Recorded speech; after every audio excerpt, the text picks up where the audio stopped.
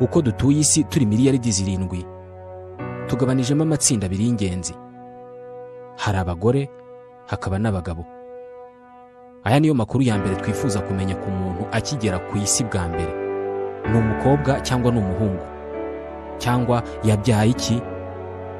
Niyo uhuye n'umuntu mu muhanda, aya niyo makuru ya mbere umumenyaho. Ukimukubita amaso nicyo kintu cya mbere umumenyaho. Ni umugore cyangwa ni umugabo? Byanagiye mu mvugo zacu. Igitsina cye ni ikihe? Ni gore cyangwa ni gabo? Igitsina ni urugingo rw'imyororokere, ariko ibirango byacyo bigaragara ku mubiri wose wa buri muntu.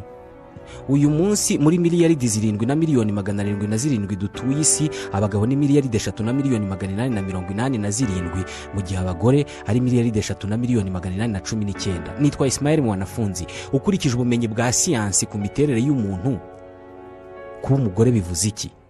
Kuba umugabo byo bivuze iki? Uyu munsi isi irimo kurwana no kwibutsa abantu ko twese abagabo n'abagore dufite uburenganzira bungana kuri iyi si. Ariko ni gute imyitwarire ishingiye ku mico yacu igira uruhare mu kudusumbanya kandi bitari ngombwa? Buri wese muri twe azi neza niba ari umugore cyangwa se ari umugabo, umuhungu cyangwa umukobwa, ariko duteye ku buryo buri wese yifuza kugaragaza ubugabo bwe cyangwa se ubugore bwe, kandi buri wese avukana iyi migirire. Buri ruhinja rugeze ku isi, yaba umukobwa cyangwa umuhungu, bisa naho ako kanya akigera ku isi ahita ahitamo uruhande aherereyemo. Bisa naho yari umukobwa ahita atangira kugira imyitwarire y'abakobwa, umuhungu nawe agahita atangira kugira imyitwarire y'abahungu, nubwo kenshi bose baba basa, barira kimwe, nta n'ikindi wabatandukanyirizaho utarebye imyanya y'imyororokere yabo. Mu biranga abagore n'abagabo tubona buri munsi, ni bingahe bifite inkomoko imbere mu miterere yabo?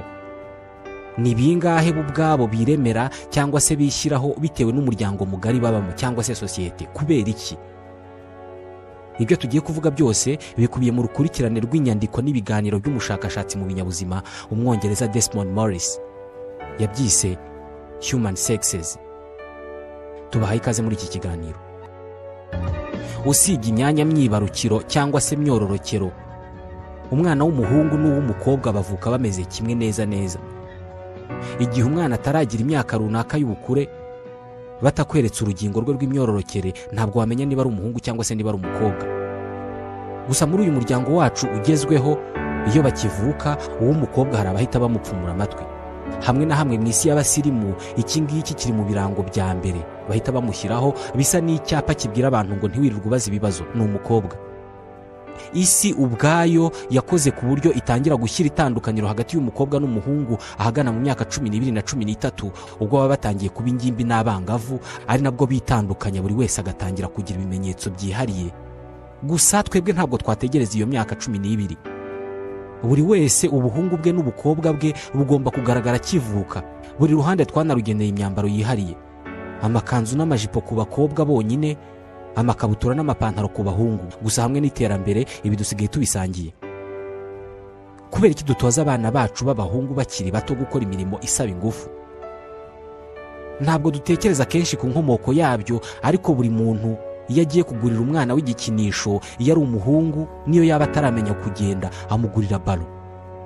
Ibi bishingiye ku miterere n'imikorere y'imbere mu mubiri w'umuhungu n'umukobwa, cyangwa se bishingiye ku mico ituranga. Gupfumura umwana w'umukobwa amatwi, kumusiga imitako ya gikobwa no kumusunikira gukina imikino tumenyereye nk'iya gikobwa, ni ugutiza ingufu imyitwarire isanzwe imurimo imbere, cyangwa se ni ukumuremamo imyitwarire mishyashya ibitamusanzwemo. Umwana muto w'umuhungu iyo akina yurira ibiti n'ibikuta, asimbuka imikingo, aba arimo kongerera ingufu imiterere imusanzwemo, cyangwa se ni ibintu bishya aba arimo kuvumbura nk'umuntu mushya ku isi.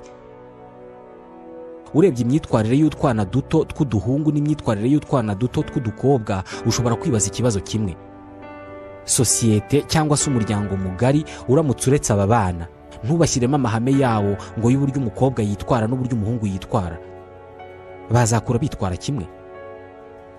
Nibyo, mu buryo natwe tudatekerezaho kenshi, abana bacu iyo bakiri bato tubasunikira kugaragaza aho baherereye. Buri mwana tumusunikira kwerekana uwo ari we buri gihe, ni umuhungu cyangwa ni umukobwa. mu buryo tudatekerezaho cyane. Abana bacu niba ari umuhungu tumusunikira buri gihe kugaragaza ko ari umuhungu koko, niba ari umukobwa tukamusunikira kujya ahora agaragaza ko ari umukobwa. Dore umukobwa yitwara atya, umuhungu yitwara atya. Kugira ngo wumve uhereye mu mizi uburyo imyitwarire itandukanye igitsina gore n'igitsina gabo yatangiye, bigusaba kwinjira mu mibereho y'abantu kugeza amagingo aya batigeze bamenya iby'iterambere twagezeho. Abantu batarebye televiziyo, ntibumve radiyo, ntibakoreshe interineti, rimwe na rimwe batanaraye mu nzu y'amabati cyangwa y'amategura. Nibyo, ku isi hari abantu batararara mu nzu isakaje amabati cyangwa se amategura. Ubwo ibyitwa sima byo ni inkuru bumva nk'amakabya nkuru. Mu mashyamba yo mu majyaruguru ya Cameroon cyangwa se yo mu majyaruguru ya Repubulika ya Demokarasi ya Kongo na Gabon, hatuye abaturage b'ubwoko bwitwa Baka.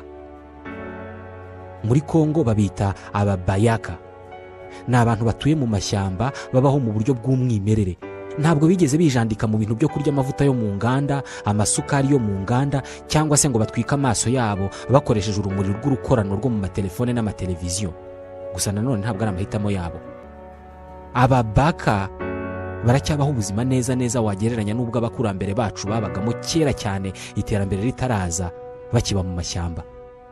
Baracyagabana imirimo bakurikije igitsina kandi bakabikorera hamwe nk'icyaro cyose.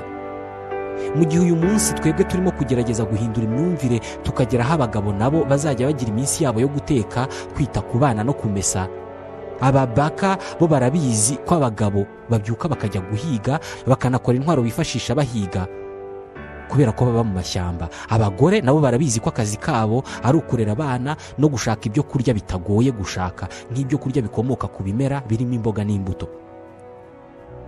Imibiri yacu ikeneye intungamubiri zituruka ku nyama, ariko nanone ikeneye cyane intungamubiri ziva mu mboga n'imbuto. Bivuze ko uruhare rw'umugore n'urw'umugabo mu gutunga imiryango mu babaka rungana. Ibi nibyo bita ubwuzuzanye. Uku niko twabagaho kera tutaragera ku iterambere. Ubu bwuzuzanye mu gutunga imiryango kuri aba bantu bunagendana n'ubwigenge kuri buri ruhande.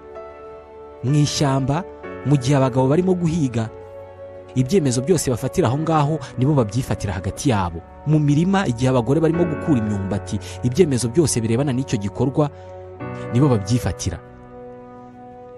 Usibye iterambere ryabijemo, ubusanzwe mu buryo kamere, mu rugendo rwose twakoze kuva ku bantu bo mu mashyamba batunzwe n'ubuhigi kugeza dutangiye gutungwa na mudasobwa mu miturirwa, abantu babayeho basaranganya ububasha hagati y'abagore n'abagabo aho kugira ngo hagire uruhande rumwe rutsikamira urundi.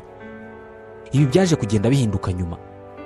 Kimwe mu byagize uruhare mu kuzamura ubusumbane hagati y'ibitsina ni ikintu twebwe tudakeka ariko dukora. Ni Desmond Morris ubivuga mu nyandiko ze yise Human Sexes.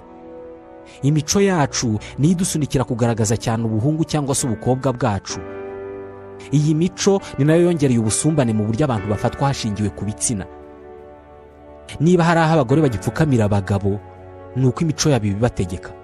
Kera hari ababyeyi bangaga kujyana abana b'abakobwa mu ishuri, bavuga ko kurera abana no kwita ku mugabo atari ibintu abantu bajya kwiga mu ishuri. Dore igishobora kuba cyaratije umurindi imyumvire nk'iyi. Buri wese muri twe afite ibimenyetso umubiri we wikoreye bimutandukanya n'undi badafite igitsina kimwe. Gusa imigenzo n'imico tubamo igenda yongera ibindi bimenyetso bigaragaza igitsina cy'umuntu cyangwa se ikagira ibyo ikuraho. Natwe ubwacu hari ibimenyetso twiyongeraho bigaragaza abo turimo mu birebana n'ibitsina. Nk'umukobwa, kuba ari umukobwa bigaragarira buri wese, ariko kongera uburebure bw'imisatsi ye no kwisiga amabara ku minwa ni ibimenyetso by'inyongera ku bukobwa bwe. Hari bimwe mu bice by'imibiri yacu bigaragaza cyane niba umuntu ari umukobwa cyangwa se niba ari umuhungu, ariko bikaba ibice by'umubiri twebwe tudatekerezaho kenshi. Nk'ubu ngubu ntabwo ari benshi batekereza ko ijosi ry'umukobwa cyangwa se ry'umugore riba ari rirerire kurusha iry'umugabo. Ibi bivuze ko umugore cyangwa se umukobwa ufite ijosi rirerire kurusha ayandi majosi y'abakobwa n'abagore, ubwo kuba umugore kwe cyangwa se kuba umukobwa kwe biragaragara cyane kurusha abandi. Mu yandi magambo, umukobwa ufite ijosi rirerire kurusha abandi ni ukuvuga ufite ubukobwa bwigaragaza kurusha abandi, ubwo nguwo niwe mwiza. Niko sosiyete cyangwa se umuryango mugari tuba mutubwira. Kubera iyi mpamvu hari abakobwa bakora imyitozo ngororamubiri ituma bagira ijosi rirerire cyane. Hari n'imico yafashe iki kimenyetso kiranga igitsina gore icyitaho cyane ku rwego runini. Hari ubwoko bw'abantu bo muri Myanmar bitwa abakayani, by'umwihariko mu gice cyitwa Burman. Hano abagore barusha abandi ubwiza ni abafite icyitwa giraffe neck, ijosi rya twiga. Abakayani, iyo umwana w'umukobwa akiri muto bamwambika mu ijosi inigi zimeze nk'ibigurudumu ariko zikwiriye ijosi neza, bakazimwambika ari nyinshi bazigerekeranije guhera aho ijosi ritereye ku bitugu kuzamuka kugera aho umutwe utereye. Kuri bo inigi ziba zimeze nka bya bintu kwa muganga bambika abantu barwaye urukebu, ku buryo no kunyeganyega no kwihindukiza bimugora. Uko umwana agenda akura bagenda bongeraho izindi nigi zigenda zisunika ibitugu bigasubira hasi, kugeza ubwo umukobwa w'umukayani aba mukuru afite ijosi rirerire kurusha andi majosi yose ari ku isi. Buri mukayanikazi inzozi ze ziba ari ukugira inigi 32 zose azambaye ku ijosi rimwe. Hari abazambara bakagera aho bagenda basa n'abararamye. Ikiguzi cy'ubu bwiza ni uburemere aba bagore bahora bikoreye ku bitugu byabo mu buzima bwabo bwose. Mu buzima bwose twabayemo kuva twaza ku isi, abantu ntabwo bigeze bahagarika gufata ibimenyetso biranga buri gitsina gore cyangwa se gabo bakabikabiriza cyangwa se bakabyongera, kubera ko nibyo bisobanura ubwiza. Umuntu ufite ibimenyetso byinshi biranga abagabo, ubwo ni umugabo cyane, niwe mugabo mwiza. Umuntu ufite ibimenyetso byinshi biranga abagore, ubwo ni umugore cyane, ubwo ni mwiza. Niba umugabo arangwa n'igituza kinini, ubwo umugabo cyane ni ufite igituza kinini kurusha ibindi byose. Banabyongera bakoresheje imyitozo ngororamubiri. Niba ubusanzwe umugabo avuga ijwi rinini, ubwo umugabo uvuga ijwi rinini kurusha abandi niwe mugabo cyane. Banakora ibishoboka byose ngo bavuge ijwi rinini kurenza ubunini kamere bwaryo. Buri muco ugira igice cy'umubiri witaho mu kugitaka no kugihindurira imiterere ku buryo kigaragaza cyane igitsina cy'uwo muntu, umugabo cyangwa umugore. Nk'urugero, mu buryo kamere abagore bagira ibirenge bito kurusha abagabo, ni ku isi yabishatse. Ubwo bivuze ko ubashije gukora ikirenge gito cy'umuntu mukuru, ubwo waba ukoze ikirenge cyiza cy'umuntu w'igitsina gore. Kera Abashinwa mu gushakisha ubwiza hari igikorwa bitaga foot binding. Umubyeyi wabyaraga umwana w'umukobwa iyo yagiraga imyaka 7 y'amavuko yamwoherezaga mu bitwaga aba foot binders, bakamuzirika ibintu ku birenge, ibirenge bakabikanyaga cyane koko n'amano bakayazirika ahinnye ku buryo akarenge kagenda kakaba gato mu burebure no mu bugari. Ibi ngibi babikoraga igihe kinini ku buryo umukobwa kera kabaye yisangaga afite akarenge gato cyane, ikirenge cye kikaba kireshya n'igipfunsi cyangwa se akarenge kareshya n'ak'umwana muto kandi umuntu gafite ari mukuru. Cyari igikorwa cy'ububabare cyane ku buryo uwagikorewe atashoboraga kwiruka, ariko uwabikorewe yarubahwaga cyane. Mu Bushinwa bw'icyo gihe umukobwa ufite ikirenge kinini ntabwo yabaga ari mwiza. Gusa iyi migenzo barayiciye. Nubwo ibi byacitse, uyu munsi hakaba nta mukobwa ugihura n'ububabare nk'ubu ngubu ashaka ubwiza, ariko uyu munsi abantu baracyababara hagamijwe kongera cyangwa se gukabiriza ibimenyetso biranga igitsina cyabo, gender exaggeration. Uyu munsi nabwo abagore bagezweho bahitamo rimwe na rimwe imyambaro ibangamiye imikorere kamere y'umubiri, ariko bakagaragaza cyane ko ari abagore kandi ko ari beza. Hari abagore bambara inkweto zifite talon ipima nka santimetero 30. Umubiri ntabwo waremwe ku buryo uhagarara hagati y'ibitsi n'amano harimo santimetero 30. Ntabwo umubiri ukoze ku buryo mu buryo bworoshye wihanganira ko umuntu ahagarara ku mano mu gihe kirekire. Gusa kubera ko ari inkweto z'abagore kandi zongera isura y'ubugore, zirambarwa. Kororoka k'umuntu umugore akugiramo uruhare rukomeye. Niwe utwita amezi 9 akonsa, bivuze ko amarana igihe kinini n'umwana. Mu gutera imbere kwacu tuva ku kuba abantu ba gakondo badatandukanye cyane n'inyamaswa, duhinduka abasirimu bakoresha internet, baba mu miturirwa, twashyizeho amahame bitari ngombwa ko twirirwa tuyaririmba, ariko ni amahame agaragaza ibimenyetso biranga umugabo mwiza uwo ari we n'umugore mwiza uwo ari we. Ntabwo tujya tubitekerezaho, ndetse rimwe na rimwe twitwara nk'abatabizi, ariko umugabo mwiza ku bantu bose n'ushobora kororoka neza cyane. Ku bagore nabyo nuko. Urebeye inyuma, buri wese muri twe afite uwo yita umugore mwiza uwo ari we n'umugabo mwiza uwo ari we, ariko mu buryo dusa naho tutazi ariko buturimo imbere, buri wese yahitamo umugore cyangwa umugabo ahitamo wujuje ibimenyetso byo kororoka kurusha abandi. Ibimenyetso byinshi abantu bashingiraho bavuga ngo uyu muntu ni mwiza, ahanini biba bifitanye isano n'ubushobozi bwe bwo kororoka. Inyandiko zose za Desmond Morris zigaragaza ko kwijanisha rinini abantu b'igitsina gore bagira iminwa minini. ubwo bivuze ko iminwa ari igice cyo kwitabwaho cyane mu birebana n'ubwiza. Ibi birasa n'ibyumvikanisha impamvu iki gice cy'umubiri kiri mu byitabwaho mu gushyirwaho imitako n'imirimbo mu gushakisha ubwiza. Gusiga amabara ku minwa hagamijwe kugaragaza ubugore cyane nibyo bigezweho mu mico ishingiye ku iterambere ry'abo mu burengerazuba bw'isi, ariko no mu mico yo mu bihugu bidateye imbere iki gice cy'umubiri cyitabwaho cyane mu kugaragaza ubwiza bw'umugore. Muri Ethiopia hari ubwoko bw'abantu bitwa abamarsi. Ushobora kuzabona amafoto yabo. Abagore baho bamwe muri bo bafata ikintu cy'ikigurudumu cy'uruziga gifite nk'umuzenguruko ukubye kabiri w'umunwa wabo, bagakata umunwa wo hasi bakagiseseka muri uwo munwa ugatendera ku buryo urenga kananwa. Bagenda bongera ingano y'icyo kigurudumu bita liplet uko umukobwa agenda akura. Kuba muri uwo muco umugore nk'uwo niwe mwiza. Agaciro k'umugore kagendana n'ingano ya liplet cyangwa se icyo kigurudumu kimuri ku munwa. Niyo agiye gushyingirwa atangwaho ingano y'inkwano bitewe n'uko icyo kigurudumu kiri ku munwa we kingana. Ni igikorwa kibabaza cyane, ariko kubera ko ari abakobwa kandi bagomba kugaragaza cyane ubukobwa bwabo, benshi barabikora. Ikiba kigamijwe ni ukugira umunwa munini urenze ushobora kugirwa n'umuntu uwo ari we wese ku isi. Muri iyi si iteye imbere bisa naho ibisa n'ibi hose ku isi bihaba.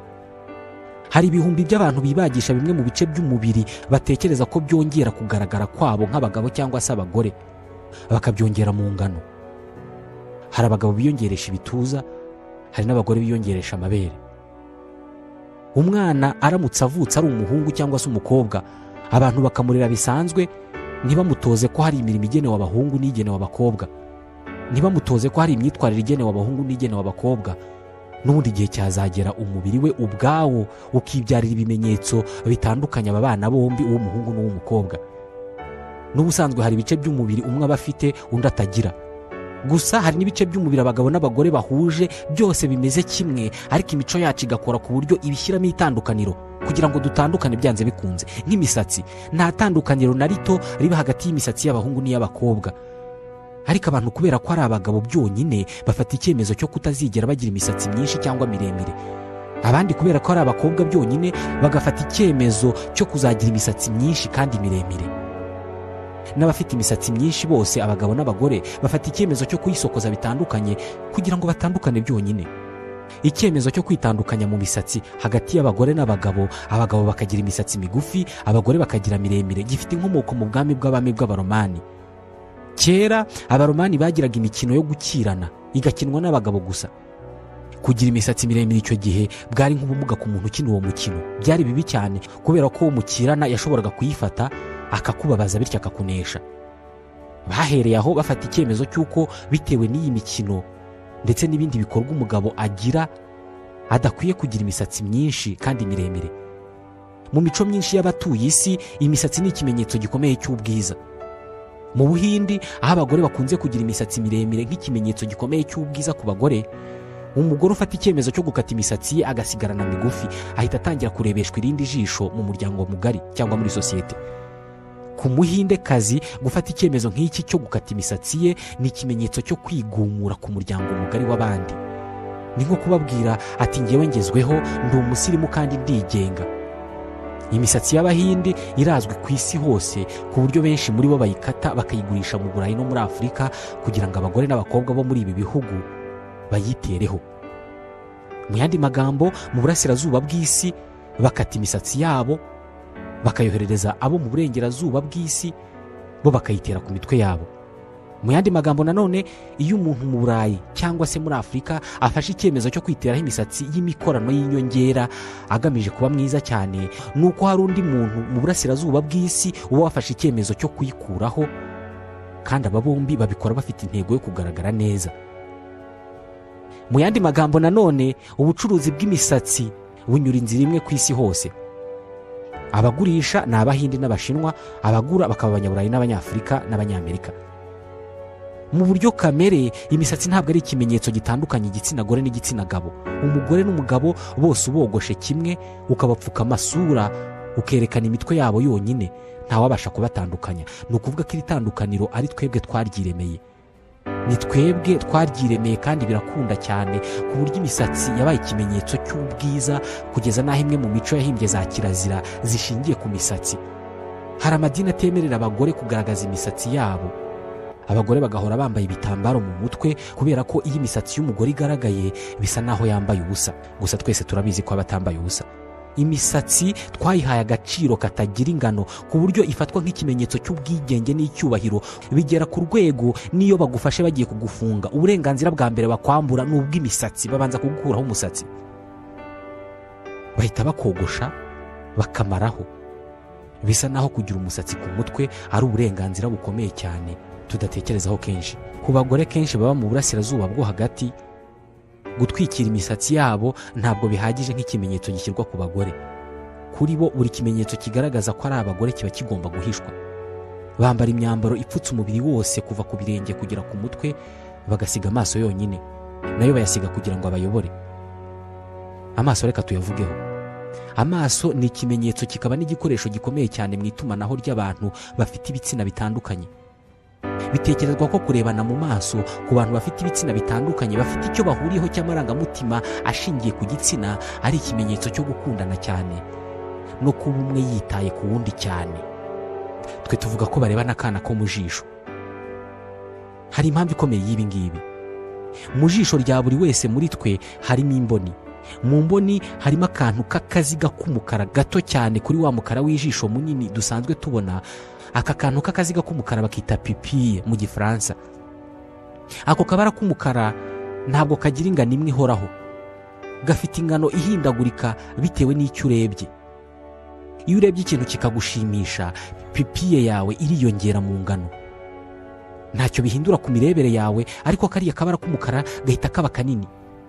Abahanga cyane mu itumanaho iyo murimo kuganira akwitegereza muri kariya kabara k'umukara ko mu jisho ashaka kureba niba kiyongera cyangwa se niba kagabanuka mu bunini. Iyo abonye karimo kuba kanini amenya ko uwo muntu yakunze ibyo arimo kureba. Bitewe n'uko amaso ari igikoresho gikomeye cy'itumanaho rikorwa hagati y'abantu babiri bafite ibitsina bitari bimwe, abashakisha ubwiza bayakorera ibintu byose bishoboka ngo abe manini, agire amabara menshi kandi ahindure byinshi mu miterere ya nyirayo. Benshi tubikora tutabitekerejeho, ariko kenshi gusiga amabara y'imitako ku maso biba bigamije kwereka abantu aho bagomba kureba cyane mu maso. Ubwiza n'imitako biraza bikagenda, ariko hari ibintu bibiri umuntu wese wabayeho hatitawe ku muco yakuriyemo cyangwa se yavukiyemo, igihugu yabayemo cyangwa yanyuzemo. Hari ibintu twese duhuriyeho bifite intego yo kugaragaza no gukabiriza igitsina cyawe. Ibyo ni ibimenyetso byose bigaragaza ubuto, ni ukuvuga kuba udashaje no kuba uri muzima. Ni ukuvuga kuba muto mu myaka no kuba uri muzima. Ni ibimenyetso buri wese muri twagira kandi yifuza kugaragaza. Nta muntu n'umwe wabaye ku isi utishimira kuba muto. N'abantu bose bashesha akanguhe hari ibikorwa bakora batabizi ariko bigamije kwigaragaza nk'aho bakiri bato. Nta muntu kandi utishimira kugaragaza ko ari muzima, ko ubuzima bwe ari nta makemwa. Uko dukura umubiri wacu urahinduka, amagufa akaba mato, bigatuma uruhu ruyorosheho rusa naho rwabaye runini ku buryo rutangira gusaguka, rugatangira gusa n'ururereta, tukabyita iminkanyari. Abashaka cyane kongera kugaragara nk'abato bo mu burengerazuba bw'isi hari ubwo bibagisha uruhu rwabo, aho rugenda rugaragara nk'urutendera, uduce tw'inyongera tugakurwaho rukongera rukabakwira bakaba abajene. Ibi ni ukujya kure. Ntabwo tubitekerezaho kenshi, ariko igikorwa cyo kwiyogosha ubwanwa ku bagabo kiba kigamije kugaragara nk'abakiri bato kurusha uko bangana mu busanzwe. Ni isuku kubera ko abantu bakwiye kugira amasura atuzuye ubwoya, ariko isi yadukoze ku buryo iyo udafite ubwanwa ugaragara nk'aho uri muto. Umugabo umara iminota 10 yiyogosha ubwanwa buri munsi, niba iki gikorwa yaragitangiye agifite nk'imyaka 18 y'amavuko, ubwo azagira imyaka 60 y'amavuko amaze amasaha 2555 y'ubuzima bwe bwose yiyogosha. Ubwo bivuze ko umugabo w'imyaka 60 wiyogosha ubwanwa mu gihe cy'iminota 10 buri munsi, akaba yarabitangiye ku myaka 18, amaze iminsi 106 yiyogosha ubwanwa nta kindi kintu akora habe no gusinzira. Ntabwo ari ibanga ko ari we wese umugabo wogosha ubwanwa agaragara nk'ufite imyaka mike kurusha mu by'ukuri yafite. Hari ikindi kimenyetso abantu bakuru bakora bashaka kugaragaza ubuto. aho uzajya hose ku isi uzasanga abagabo n'abagore bakundana cyangwa se bafitanye umubano ushingiye ku bitsina bakunda gukina imikino ubundi yagakinwe n'abana bato. Hari n'abashobora gukina ubute cyangwa se kwihishanwa. No ku meza hari igihe bagaburirana batamikana, buri wese abikorera undi nk'uko yakabikoreye umwana. Twese twatashye ubukwe turabizi. Buri wese iyo yigaragaza nk'umwana imbere y'undi, byongera igitekerezo cy'uko buri umwe muri bo akwiye kurinda undi. Itandukaniro rishingiye ku gitsina hagati y'abagore n'abagabo ni ryo soko y'imiterere n'imyitwarire yose itandukanye hagati y'aba bantu bombi. Birashoboka ko iyo tutaza kugira umuco wo gutandukanya abagore n'abagabo, tukabareka bagatandukanywa n'ibitsina byabo, ntitubwire abana bacu ko umukobwa yitwara gutya, umuhungu akitwara gutya, birashoboka ko ibimenyetso by'inyuma bibatandukanya bitari kungana uko bingana uku nguku. Gusa siko twabigenje. Ibi bimenyetso by'inyuma twabihaye agaciro gakomeye ku buryo kubihindura byonyine bisa naho wahinduye igitsina. Niba uri umukobwa, ku mubiri wawe no mu myitwarire yawe ugakoresha ibimenyetso ubusanzwe twageneye abahungu, bisa naho uba wahindutse umuhungu byarangiye. Niba uri n'umuhungu bikagenda uko, bisa naho uba wahindutse umukobwa byarangiye. Biranashoboka ko imico twiremeye ariyo yaduteje ibibazo birebana n'ihohotera rishingiye ku gitsina no kutamenya ko twese tureshya. Dusoreje ikiganiro wari uzi ko cyo kuri uyu munsi. Ikiganiro tubashimira kuba mukurikira. Ni ikiganiro cya Radio Rwanda mukurikira buri ku cyumweru 2:00 za mu gitondo, ku wa kabiri 2:00 z'umugoroba no ku wa gatandatu 7:30 z'amanywa. Nitwa Ismail Mwanafunzi.